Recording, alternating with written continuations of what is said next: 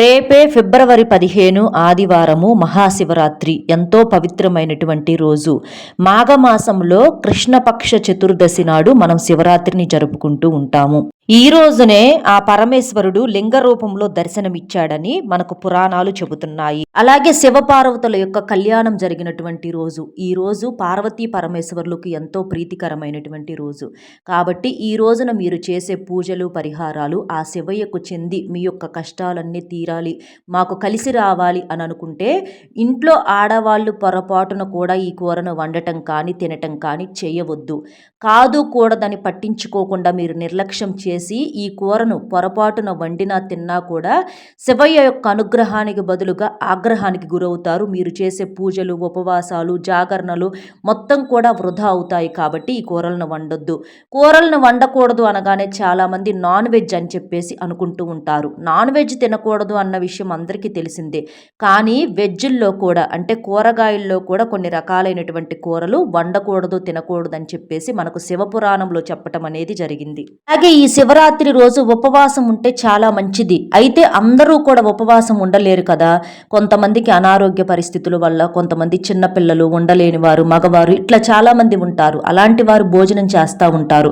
కాబట్టి వాళ్ళు పొరపాటును కూడా ఈ కూరలు అనేవి మీరు రేపు వండకూడదు, తినకూడదన్న మీ యొక్క మంచి కోసమే ఈ సమాచారం అనేది మీకు చెప్పటం అనేది జరుగుతుందండి. కాబట్టి ఏం వండకూడదు, ఏం తినకూడదు, అలాగే శివరాత్రి పూజ ఎలా చేయాలి, ఎలాంటి నియమాలను ఆచరించాలి, జాగరణ ఎలా చేయాలి, శివలింగానికి అభిషేకాలు, అర్చనలు ఇలాంటివన్నీ కూడా ఎలా చేయాలి ఏంటి ఇదంతా కూడా ఈ వీడియోలో చక్కగా వివరంగా చెప్పబడుతుంది. కాబట్టి ఈ వీడియోని మీరు ఎక్కడా కూడా స్కిప్ చేయకుండా చివరి వరకు వింటే ప్రతి ఒక్క పాయింట్ అనేది మీకు ఉపయోగపడేటటువంటి పాయింటే ఉంటుంది. మీకు అంతా చక్కగా అర్థమవుతుంది. కాబట్టి పూర్తిగా చివరి వరకు విని మరికొంతమంది మిత్రులకు చేరటం కోసం వీడియోకి ఒక్క లైక్ ఇచ్చి సపోర్ట్ చేయండి. ఇక ఆలస్యం చేయకుండా వీడియోలోకి అయితే వెళ్ళిపోదాం. ఈసారి శివరాత్రి ఆదివారంతో కలిసి వచ్చింది. చాలా గొప్ప విశేషము. ఇదే రోజున శివుడు పార్వతీదేవిని కళ్యాణం చేసుకున్నాడు అని చెప్పేసి మనకు శివపురాణాలు చెబుతున్నాయి. అలాగే ఈ రోజున శివుడు తాండవం చేసినటువంటి రోజు. మాఘమాసంలో కృష్ణపక్ష చతుర్దశి రోజున మనం ఈ శివరాత్రిని జరుపుకుంటూ ఉంటాము. మొదటిసారిగా బ్రహ్మ, విష్ణు ఒకరితో ఒకరు యుద్ధానికి దిగినప్పుడు శివుడు లింగారూపంలోకి ఆవిర్భవించినటువంటి రోజునే ఈ శివరాత్రిగా జరుపుకుంటూ ఉంటారని మనకు శివపురాణంలో చెప్పటం అనేది జరిగింది. కాబట్టి ఈ రోజు ఎవరైతే అంటే రేపు తెల్లవారుజామున శివరాత్రి రోజున ఉదయాన్నే చక్కగా తలస్నానం చేసేసి శివాలయానికి వెళ్ళి లింగోద్భవ సమయంలో అభిషేకం చేయిస్తే చాలా మంచిది. కనీసం చూసినా కూడా కోటి జన్మల పుణ్య ఫలితము. అయితే ఈ రోజున పొరపాటున కూడా కొన్ని పొరపాట్లు చేయకూడదు. తలకు నూనె రాసుకోవటం కానివ్వండి, జుట్టు విరబోసుకోవటము, అలాగే నలుపు రంగులో ఉన్నటువంటి వస్త్రాలు ధరించటము. ఆదివారం కాబట్టి పిల్లలు పెద్దలు అందరూ ఇంట్లో ఉంటారు కాబట్టి గోళ్ళు కత్తిరించుకుంటూ ఉంటారు, గోళ్ళు కొరుక్కుంటూ ఉంటారు. అలా గోళ్ళను కత్తిరించకూడదు. ఇంకా మగవారు షేవింగ్ చేసుకుంటూ ఉంటారు. కానీ ఈ రోజున క్రాఫు, షేవింగు, గడ్డము ఇలాంటివి చేసుకోకూడదు. తరువాత ఈరోజు ఎట్టి పరిస్థితుల్లోనూ తులసి దళాలను కొయ్యకూడదు. తులసి ఆకులను కోస్తే చాలా పాపము. అలాగే ఈ రోజున ఉసిరికాయలను కానీ ఉసిరి ఆకులను కానీ చెట్టు నుంచి తెంపకూడదు. శివుడికి సంపంగి పూలతో అలాగే మొగలి పూలతో పొరపాటున కూడా పూజ అనేది చెయ్యకూడదు. ఇలాంటి పొరపాట్లు చేస్తే మాత్రం చాలా పాపం తగులుతుంది. కాబట్టి ఈ పొరపాట్లు చేయొద్దు. ఇక సూర్యోదయానికి ముందుగానే అంటే బ్రహ్మ ముహూర్తంలో ఉదయం 4 గంటల కల్లా నిద్ర లేచి తల స్నానం చెయ్యాలి. ఆడవాళ్ళు కావచ్చు, మగవారు, పిల్లలు, పెద్దలు అందరూ తల స్నానం చెయ్యాలి. మీరు స్నానం చేసేటటువంటి నీటిలో చిటికెడు విభూదిని కానీ లేదా గంగాజలాన్ని కానీ ఇవి ఏవీ లేకపోతే చిటికెడంత పసుపును కానీ మీరు వేసుకొని స్నానం చేసే నీటిలో స్నానం చేయటం వలన ఆ స్నానం పవిత్రమవుతుంది. పాపాలు కడుక్కొని పోతాయి. నిండు నూరేళ్ల ఆయుష్ పెరుగుతుంది. స్నానం అంటే షాంపూ పెట్టి రుద్దుకోకూడదు. మీరు ముందు రోజే తల స్నానం అనేది చేసి తర్వాత శివరాత్రి రోజున తల మీద మామూలుగా నీటిని మాత్రమే పోసుకోవాలన్నమాట. తర్వాత అలా స్నానం చేసిన తర్వాత ఉతికిన బట్టలు ధరించాలి. ఈ రోజున పసుపు, ఎరుపు, ఆకుపచ్చ, పింక్ కలరు, బంగారు రంగు ఇలాంటివి మీరు ఏ రంగు వస్త్రాలైనా ధరించవచ్చు. కానీ నలుపు రంగులో ఉన్న బట్టలు, నీలి రంగు అంటే బ్లూ రంగులో ఉన్నటువంటి బట్టలు ఇలాంటివి మాత్రం పొరపాటును కూడా వేసుకోకూడదు. ఇలా ఈ రంగు వస్త్రాలు వేసుకొని చక్కగా ఇంట్లో పూజ అనేది చేసుకోవాలి. అలాగే గుమ్మానికి బయట కూడా శుభ్రంగా నీటితో కడిగి బియ్యం పిండితో ముగ్గు వేసుకొని పసుపు కుంకుమలు చల్లుకోవాలి. పల్లెటూరుల్లో అయితే ఆవు పేడతో వాకిళ్ళంతా కూడా పచ్చగా, అంటే మనకు వెనకటి రోజుల్లో అమ్మమ్మలు నాయనమ్మలు వాళ్ళేంటంటే వాకిళ్ళు ఎంత పచ్చగా బాగుండేయండి, కలకలలాడుతూ ఉండేవి. అసలు ఆ వాకిట్లోనే లక్ష్మీ కళ ఉట్టిపడుతూ ఉండేదన్నమాట. అసలు చూస్తా అలా ఉండబుద్ధి అయ్యేది. చక్కగా మంచాలు వేసుకునేవాళ్ళు, ప్రశాంతంగా కూర్చునేవాళ్ళు, అక్కడే కాఫీలు టిఫిన్లు సరదాగా మాట్లాడుకోవటం. కాకపోతే ఇప్పుడు అలాంటి రోజులన్నీ మనకు మిస్ అయిపోయినాయి. అవి గుర్తొస్తే చాలా బాగుంటుంది. అలా సరే, మనకు సిటీస్లోనైనా సరే ఇట్లా బియ్యం పిండితో ముగ్గులు వేసుకోవటము, పసుపు కుంకుమలు చల్లుకోవటం, పండుగ వాతావరణం ఏంటంటే మనకి గుమ్మం బయట నుంచే మొదలవ్వాలన్నమాట. ఏ ఇంట్లో వాకిళ్ళు అయితే బయట కలకలలాడుతూ ఉంటాయో అలాంటి ఇళ్లల్లోకి ఏంటంటే లక్ష్మీదేవి అడుగు పెడుతుంది. కొంతమంది వాకిట్లో ముగ్గులు కూడా వేసుకోరనమాట. ఏముందలే అది ఇదని చెప్పేసి అనుకుంటూ ఉంటారు. మీరు అపార్ట్మెంటుల్లో ఉన్న, ఫ్లాటుల్లో ఉన్న, మీరు బయట వేసే అవకాశం లేకపోయినా కనీసం మీ ఇంటి ప్రధాన ద్వారానికి బయట వైపు మీరు మామూలుగానైనా ముగ్గు వేసుకోండి. అయితే చాక్ పీసులతో వేయకూడదు. బియ్య పిండితో కానీ లేదా ముగ్గు పిండితో మాత్రమే మీరు ముగ్గులు వేసుకొని పసుపు కుంకుమలు చల్లుకోవాలన్నమాట. ఇలా ఏ ఇంటి ముందైతే ఇలా ముగ్గులు వేసుకొని ఉంటారో ఆ ఇంటి లోపలికి లక్ష్మీదేవి కోట్ల రూపాయలతో అడుగు పెడుతుంది, కలిసి వస్తుంది. తర్వాత ఇంటిని వాకిల్ని కూడా శుభ్రంగా ఉప్పు నీటితో తుడుచుకోవాలి, ధూపం వేసుకోవాలి, గుమ్మానికి మామిడి తోరణాలు కట్టుకోవాలి, గడపలకు పసుపు రాసి కుంకుమ బొట్లు పెట్టి చక్కగా అలంకరణ చేసుకోవాలి. ఉప్పు నీటితో తుడిచి ఇల్లంతా కూడా ధూపం, ఆ పొగ మనం చూపించడం వలన దుష్ట శక్తులు ఏదన్నా ఉంటే పారిపోతాయి అన్నమాట. అలాగే ఇంటి మీద ఉన్నటువంటి నరదిష్టి ప్రభావం కూడా పూర్తిగా తొలగిపోతుంది. కాబట్టి ఇలాంటి ప్రత్యేకమైన పండుగ తిథుల్లో ఇంట్లో ధూపము, సాంబ్రాణి పొగ ఇలాంటివి వేసుకోవాలని చెప్పేది అందుకే మన పెద్దవాళ్ళు. చక్కగా అలా చేసిన తర్వాత మీకు దగ్గరలో శివాలయం ఉంటే శివాలయానికి వెళ్ళండి. శివాలయానికి వెళ్ళి మీ గోత్రనామాలతో చక్కగా పూజ చేయించుకోండి. ఈ రోజున శివాలయంలో ప్రత్యేకమైనటువంటి కార్యక్రమాలు నిర్వహిస్తూ ఉంటారు. అంటే అర్చనలు, అభిషేకాలు, శివ పురాణాలు, విభూది జాగరణలు, అలాగే రాత్రంతా కూడా శివ పూజలు చేస్తూ శివాలయాలు ఈ రోజున ఏంటంటే మారు మోగిపోతూ ఉంటాయి అన్నమాట. ఒకవేళ మాకు శివాలయం అందుబాటులో లేదండి, శివాలయానికి వెళ్ళే టైం మాకు లేదు, కుదరదు అని అనుకున్న వాళ్ళు మీరు ఇంట్లోనైనా సరే శివపార్వతుల యొక్క చిత్రపటం దగ్గర గంధము, కుంకుమ, పుష్పాలతో అలంకరణ చేసేసి మీరు పూజ అనేది చేసుకోవచ్చు. మీకింట్లో శివలింగం ఉన్నా సరే మీరింట్లో శివలింగానికి అభిషేకం అనేది చేసుకోవచ్చు. అలా చేసుకోవటం వలన కూడా మీకు పుణ్య ఫలితం అనేది ఉంటుంది. అయితే ఇంట్లో ఉన్నటువంటి శివలింగం ఎప్పుడూ కూడా మీ బొటన వేలు కన్నా కూడా తక్కువ సైజులో ఉండాలన్నమాట. చిన్న సైజులో ఉండాలి బొటన వేలు కన్నా. స్ఫటికలింగం అయితే ఇంకా బాగా మంచిది. అలాగా చేసుకోగలిగితే మీకు అవకాశం ఉంటే ఇంట్లోనైనా మీరు శివలింగానికి అభిషేకం చేసుకున్న చాలా మంచిది. ఈ శివలింగానికి అభిషేకము స్త్రీలు, పురుషులు, పిల్లలు, పెద్దలు అందరూ కూడా చేసుకోవచ్చు. అలా చేస్తే చాలా పుణ్య ఫలితము. ఈ రోజున భక్తులు ఉపవాసం ఉండి రాత్రంతా కూడా జాగరణ చేస్తూ ఉంటారు. అలాగే 4 ప్రహారాల్లో శివలింగానికి రుద్రాభిషేకము, బిల్వదళ పూజలతోటి ఆరాధిస్తూ ఉంటారు. ఇలా చేస్తే మనకున్నటువంటి జాతక దోషాలు, శని దోషాలు, నరదిష్టి, నాగదోషాలు ఇలాంటివన్నీ పూర్తిగా తొలగిపోయి పట్టిందల్లా బంగారంగా మారుతుంది.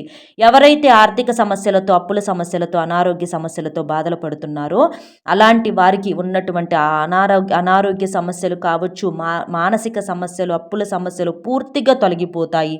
శివుడు కేవలం ఒక దైవం మాత్రమే కాదండి. శివుడు అంటే ధ్యానము, యోగ మరియు లోతైనటువంటి ఆధ్యాత్మిక చైతన్యానికి ప్రతీకగా భావిస్తూ ఉంటారు. ఈ ఒక్క రోజున అభిషేకం చేసినట్లయితే మీరు సంవత్సరం మొత్తం అభిషేకం చేసినంత పుణ్య ఫలితము. శివలింగానికి పాలు, పెరుగు, తేనె, నెయ్యి, గంగాజలము, విభూది నీళ్లతో, పసుపు నీళ్లతో, పంచదారతో, చెరుకు రసంతో, గోమాత యొక్క పాలతో, అన్నంతో ఇలా రకరకాలుగా అభిషేకాలు చేస్తూ ఉంటారు. ఇలా చేయటం వలన మానసిక ప్రశాంతత, పాప విముక్తి కలుగుతాయని చెప్పేసి నమ్మకం అన్నమాట. కాబట్టి ఈ రోజున ప్రతి ఒక్కరూ కూడా తప్పకుండా శివలింగా శివలింగానికి అభిషేకం ఇలా చెంబుడు నీటితోనైనా చేయొచ్చు, ఏది కుదరకపోతే. అలా చేస్తూ ఓం నమ శివాయ అనే మంత్రాన్ని చెప్పుకోండి. బిల్వ దళాన్ని శివలింగానికి సమర్పించాలి. అలా చేయటం వలన మీకు 3 జన్మల పాపాలన్నీ కూడా పూర్తిగా తొలగిపోతాయి. ఎందుకంటే శివుడు ఏంటంటే త్రినేత్రుడండి. మనకి ఈ బిల్వ దళానికి కూడా 3 కన్నులు ఉంటాయన్నమాట. అంటే 3 ఆకులు కలిసి ఉంటాయి. కాబట్టి తప్పకుండా బిల్వ దళాన్ని కూడా సమర్పించి శివలింగానికి అభిషేకం చేసుకోవాలి. అలాగే ఇంట్లో కూడా మీకు చేసుకోగలిగిన వీలుంటే ఇంట్లోనైనా చేసుకోవచ్చు. తప్పకుండా శివపార్వతుల ముందల కూడా ఆవు నేతితో దీపం వెలిగిస్తే చాలా మంచిది. ఈరోజు శివుడికి ఇష్టమైనటువంటి దీపాలలో నారికేల దీపం అనేది చాలా ప్రాముఖ్యమైనది. ఈ రోజున ఎవరైతే నారికేల దీపం వెలిగిస్తారో వాళ్ళకు ఉన్నటువంటి అన్ని రకాల సమస్యలు తొలగిపోయి 4 దిక్కుల నుంచి ధనం దూసుకు వస్తుంది, బాగా కలిసి వస్తుంది. శివపార్వతుల యొక్క సంపూర్ణ అనుగ్రహం అనేది కలుగుతుంది. మీరేం చేస్తారంటే ఒక కొబ్బరికాయని పూజ చేసేటప్పుడు సమాన భాగంగా పగలగొట్టాలన్నమాట. తరువాత ఒక రాగి లేదా వెండి ప్లేట్ తీసుకొని అందులో బియ్యం పోసి, తరువాత మనకి ఈ కొబ్బరి చిప్ప 3 కన్నులు ఉన్నటువంటి భాగం ఉంటుంది కదండి, ఆ భాగాన్ని మీరు శివుడి ముందల పెట్టేసేసి అందులో 3 ఒత్తులు వేసి నువ్వుల నూనెతో కానీ ఆవు నెయ్యితో కానీ ఈ రోజున నారికేల దీపాన్ని శివయ్య ముందల వెలిగించాలి. 3 కళ్ళు శివుని ముక్కంటితో సమానము, 3 కళ్ళకు ప్రతిరూపాలు కాబట్టి 3 ఒత్తులు వెలిగించాలి. కొబ్బరికాయ కొట్టినప్పుడు మనకిట్లా 3 కన్నులు ఉన్నటువంటి కొబ్బరి చిప్పలో మాత్రమే, ఆ ఒక్క చిప్పలో మనం ఈ రోజు దీపాన్ని వెలిగించాలన్నమాట. ఇంకో కొబ్బరి చిప్ప సగభాగం ఉంటుంది కదా, దాన్ని చక్కగా ముక్కలుగా కట్ చేసి శివుడికి నైవేద్యంగా మీరు సమర్పించుకోవచ్చు. ఈ నారికేల దీపము సాయంత్రం 6 తర్వాత ప్రదోష కాలంలో మీరు వెలిగించుకొని చక్కగా స్వామి ముందల కూర్చొని కళ్ళు మూసుకొని మీ యొక్క కోరికలు కష్టాలు అన్నీ కూడా చెప్పుకొని నమస్కారం చేసుకుంటే చాలా మంచిది. పితృదోషాలు తొలగిపోతాయి, శివలోక ప్రాప్తి కలుగుతుంది. ఈ నారికేల దీపము మన జీవితాల్లో వెలుగును నింపుతుంది. కాబట్టి నారికేల దీపం వెలిగించే ప్రయత్నం అనేది చేయండి.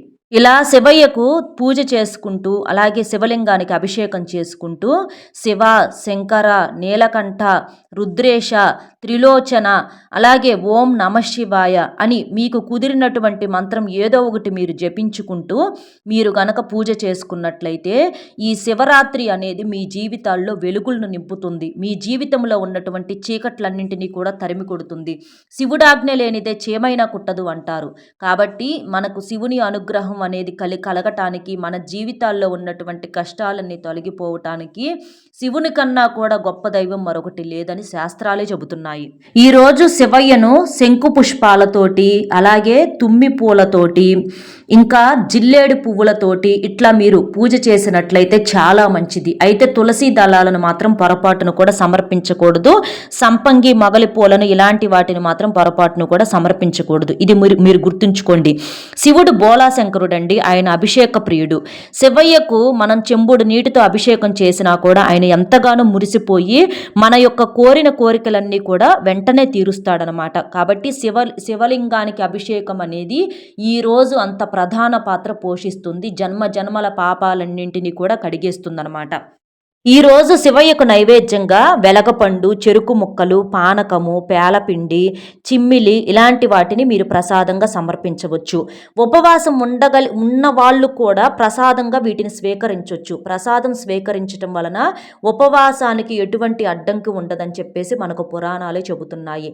ఉపవాసం ఉండగలిగే శక్తి ఉన్న వాళ్ళు ఉపవాసం ఉండండి. లేదు మాకు అనారోగ్య సమస్యలు ఉన్నాయి, కాస్త చిన్నపిల్లలు, 12 ఏళ్ల లోపోళ్ళు, 60 ఏళ్ళు దాటినటువంటి వృద్ధులు ఇలాంటి వారు మీరు ఉపవాసం ఉండాల్సినటువంటి అవసరం అనేది లేదండి. మీరు పాలు, పండ్లను, సాత్విక ఆహారాన్ని ఆహారంగా తీసుకుంటూ మీరు ఉండొచ్చు. అలాగే ఈ రోజున రాత్రంతా జాగరణ చేస్తే చాలా మంచిది. రాత్రంతా కూడా శివనామస్మరణ చేస్తూ ఆ శివుడిని ప్రార్థిస్తే శివ సాంగత్యం లభిస్తుందని పండితులు చెప్తున్నారు. ఇక రాత్రంతా కూడా ఓం నమ శివాయ అనే మంత్రాన్ని చెప్పుకోవటం కానివ్వండి, ఇట్లా శివుడిని తలుచుకుంటూ అలా ఉండటం వలన, జాగరణ చేయటం వలన మీకు చాలా మంచి జరుగుతుంది. ఎంతో పుణ్య ఫలితం అనేది కలుగుతుంది.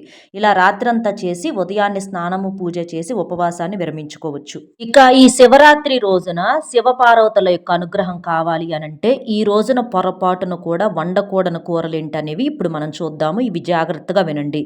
ఈ రోజున పొరపాటున కూడా పొట్లకాయ కూరను వండొద్దు, తినొద్దు. పొట్లకాయ మనకు పొడవుగా ఉంటుంది. అలాగే శివుడి మెడలో ఉన్నటువంటి నాగేంద్ర స్వామి కూడా మనకు పొడవుగా ఉంటారు. కాబట్టి అలాంటి పొట్లకాయ నాగుపాము రూపంలో ఉంటుంది కాబట్టి ఈ శివరాత్రి రోజున పొరపాటున కూడా పొట్లకాయను కట్ చేయటం కానీ, పొట్లకాయలను కొనుక్కొని ఇంటికి తీసుకొచ్చుకోవటం కానీ, లేదా పొట్లకాయ కూర రూపంలో కానీ, పచ్చడి రూపంలో కానీ తిన్నా మీకు జన్మ జన్మల దరిద్రాలు వెంటపడతాయి. శివుని యొక్క ఆగ్రహానికి గురవుతారు. నాగ సర్ప దోషాలు మీ జాతకంలో విపరీతంగా పెరిగి భార్యాభర్తల మధ్య గొడవలు అవుతూ ఉంటాయి. దూరం అయ్యే అవకాశాలు కూడా ఉంటాయి కాబట్టి వీటిని వండొద్దు. తరువాత సొరకాయ. ఈ సొరకాయ కూడా మనకేంటంటే నీరు శాతం ఎక్కువగా కలిగి ఉంటుంది. కానీ ఈ సొరకాయ కూడా పొడవుగా ఉంటుంది. కాబట్టి ఈ సొరకాయను కూడా రేపు వండొద్దు, తినొద్దు. కాదు కూడదని తింటే ఈ సొరకాయ ఎలాగైతే నీరు ఉంటుందో మన జీవితాల్లో కూడా కన్నీళ్లు ఉండే అవకాశం అనేది ఉంటుంది. కాబట్టి వండొద్దు. తరువాత వంకాయ. రేపు శివరాత్రి రోజున వంకాయలను ఎట్టి పరిస్థితుల్లో వండొద్దు, తినొద్దు. వంకాయలు చూడటానికి కాస్త మనకు నలుపు రంగులో నెగిటివ్ ఎనర్జీని పోలి ఉంటాయి.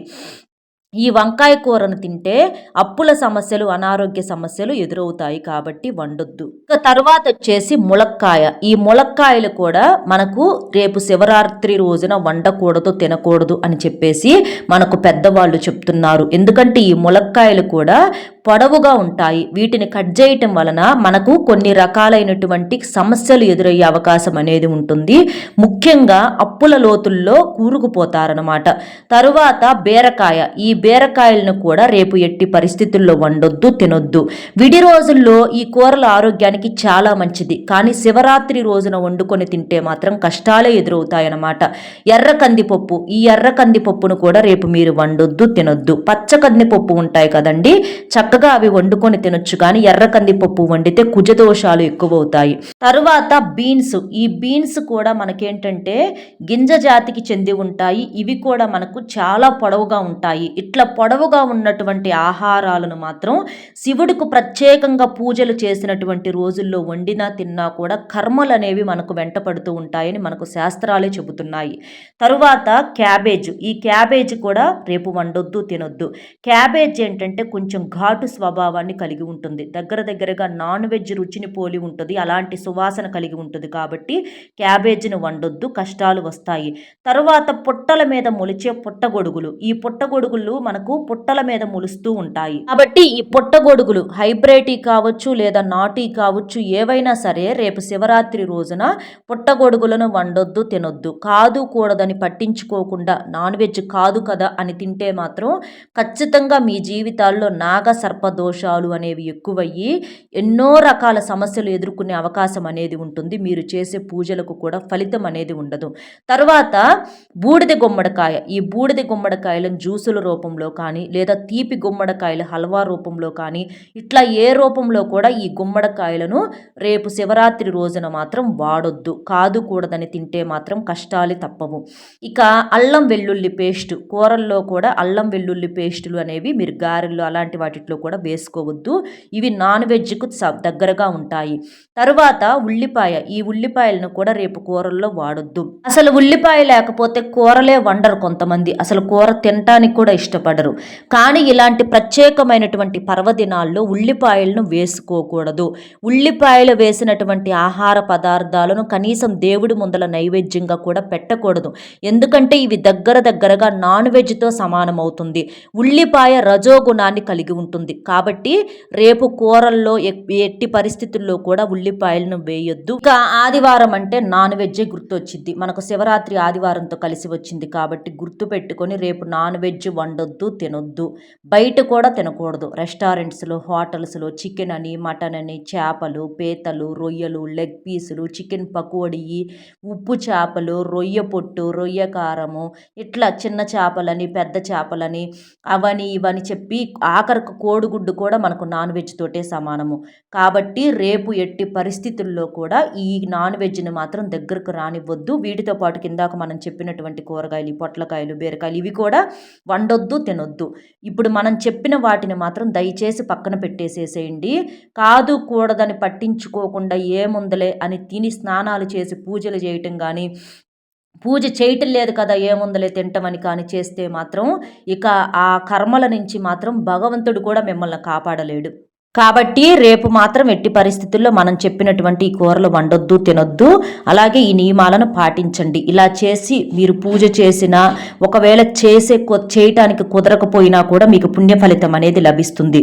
రేపు రేగి ఆకును తింటే చాలా మంచిదండి. నాటు రేగి చెట్టు ఆకులు ఉంటాయి కదా, అవి మీరు పూజ చేసేటప్పుడు పూజ దగ్గర కాసేపు పెట్టుకొని ఆకులను శుభ్రంగా కడుక్కొని అందరూ ఇంట్లో పిల్లలు పెద్దలు దాని మీద కొంచెం చిటికెడు పంచదార కానీ తేనె కానీ వేసుకొని తలా ఒక ఆకు తింటే చాలా మంచిదనమాట. రేగి పళ్ళు ఆరోగ్యానికి ఎంత మంచియో రేగి ఆకు కూడా ఆరోగ్యానికి చాలా మంచిది. కాబట్టి ఒక్క ఆకు తినండి చాలు రేపు. ఇక తర్వాత మీకు దగ్గరలో దేవాలయంలో రావి చెట్టు ఉంటే రావి చెట్టును తాకి నమస్కారం చేసుకోండి. చక్కగా రావి చెట్టు దగ్గర కూడా ఒక దీపం వెలిగించండి. ఇంకా శివాలయంలో జమ్మి చెట్టు ఉంటుంది. జమ్మి చెట్టును తాకినా కూడా మీకు కోటి జన్మల పుణ్య ఫలితం రేపు. అలాగే రేపు ఆవుకు ఆహారంగా పచ్చిగడ్డిని కానివ్వండి లేదా అరటి పండ్లను కానివ్వండి, నానబెట్టినటువంటి పెసలను కానీ గోధుమలను కానీ బెల్లంతో కలిపి తినిపించడం వలన మీకు ముక్కోటి దేవతల యొక్క సంపూర్ణ అనుగ్రహం అనేది కలుగుతుంది. గోపూజ చేసుకున్నా కూడా చాలా మంచిది. అలాగే రేపు సాయంత్రం ఇంటి ప్రధాన ద్వారం గుమ్మాల దగ్గర కూడా దీపాలను వెలిగించండి, బాగా కలిసి వస్తుంది. రేపు ఇంటి ప్రధాన ద్వారం దగ్గర రేపు సాయంత్రం సంధ్యా సమయంలో ఒక చిన్న గ్లాసులో పాలు తీసుకొని ఆ పాలల్లో చిటికెడు ధనియాల పొడి, చిటికెడంత పసుపు, చిటికెడంత పంచదార కలిపేసేసి మీరు గుమ్మం ప్రధాన ద్వారం దగ్గర గడపల దగ్గర చల్లాలి. అలా చల్లటం వలన లక్ష్మీదేవి త్వరగా ఆకర్షితురాలై మీ ఇంటి లోపలికి అడుగు పెడుతుంది. కాబట్టి ఇలాంటి చిన్న చిన్న నియమాలు అనేవి మీరు చేసే పూజలకు పరిహారాలకు కోటి రెట్ల ఫలితాన్ని ఇస్తాయన్నమాట. కాబట్టి చక్కగా ఇలా చేయండి. అర్థమైంది కదండి ఏం చెయ్యాలి ఏం చెయ్యకూడదు. ఇలాంటివన్నీ కూడా మన వీడియో మీకు నచ్చింది అనుకుంటున్నాను. నచ్చితే వీడియోకు ప్రతి ఒక్కరూ తప్పకుండా ఒక్క లైక్ ఇచ్చి సపోర్ట్ చేయండి. లైక్ చేయటం వలన వీడియో మరికొంతమంది శివభక్తులకు రీచ్ అయ్యి వారు ఉపయోగించుకుంటారు. ఆ శివపార్వతుల యొక్క సంపూర్ణ ఆశీస్సులు కూడా మీకు కలుగుతాయి. ఎందుకంటే మనం ఒక మంచి చేసినప్పుడు ఆ భగవంతుడు మనకు ఏదో ఒక రూపంలో తప్పకుండా సహాయం అనేది చేస్తాడు. కాబట్టి లైక్ చేయండి. అలాగే లైక్ చేసినప్పుడు కామెంట్స్ దగ్గర హైప్ వస్తుంది, అక్కడ మీ యొక్క పాయింట్స్ అనేవి యాడ్ చేయొచ్చు. అలాగే మీకు తెలిసిన బంధుమిత్రులు ఫ్రెండ్స్ ఎవరన్నా ఉంటే వారికి కూడా షేర్ చేస్తే హెల్ప్ అవుతుంది. మొట్టమొదటిసారిగా మన ఛానల్ చూస్తుంటే సబ్స్క్రైబ్ చేసుకుని పక్కనే ఉన్నటువంటి ఆల్ అనే బెల్ని క్లిక్ చేస్తే నేను పెట్టే ప్రతి వీడియో కూడా ముందుగా మీకు నోటిఫికేషన్ రూపంలో చేరుతుంది. కామెంట్ బాక్స్లో ఓం నమ శివాయ అనేటటువంటి పంచాక్షరి మంత్రాన్ని కామెంట్ చేయటం వలన ఈ శివరాత్రి నుంచి మీ జీవితంలో వెలుగులు, ఆ శివపార్వతుల యొక్క ఆశీస్సులు ఉంటాయి. ఆ తండ్రి మీకు ఎప్పుడూ కూడా తోడుగా ఉంటాడనమాట. కాబట్టి చక్కగా అలా కామెంట్ చేసి వీడియోకి ఒక లైక్ ఇచ్చి సపోర్ట్ చేస్తారని చెప్పి మనస్ఫూర్తిగా కోరుకుంటూ ప్రతి ఒక్కరికి కూడా పేరు పేరు చొప్పున మీ అందరికీ కూడా శివరాత్రి శుభాకాంక్షలు తెలియజేసుకుంటున్నామండి. అలాగే మీరందరూ కూడా ఎప్పుడూ నిండు నూరేళ్లు ఆయు ఆరోగ్యాలతో అష్టైశ్వర్యాలతో సంతోషంగా ఉండాలని మేము మనస్ఫూర్తిగా కోరుకుంటున్నాము. మరో మంచి విశేషంతో మళ్ళీ కలుద్దామండి. సర్వేజన సుఖినో భవంతు. ఓం నమ శివాయ.